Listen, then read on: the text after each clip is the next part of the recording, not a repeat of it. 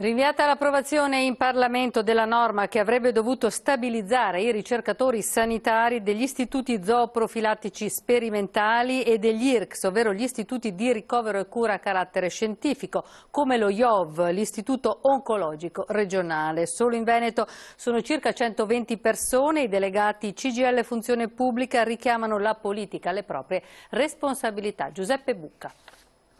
Io sono andata a letto convinta che l'emendamento fosse incluso dentro il decreto bollette, mi sono svegliata la mattina alle 5 e tutto era finito. Giuro che avevo quasi la tendenza da mettermi a piangere perché sembrava veramente fatta. La norma per stabilizzare i ricercatori sanitari è stata stralciata dal decreto bollette per alcuni correttivi tecnici. Il provvedimento solo in Veneto interessa circa 120 professionisti precari dello IOV, Istituto Oncologico Veneto, e dell'Istituto Zooprofilattico delle Venezie. Loro sono coloro che hanno lavorato direttamente alla sequenzazione del virus Covid, sono coloro che stanno studiando le malattie più gravi.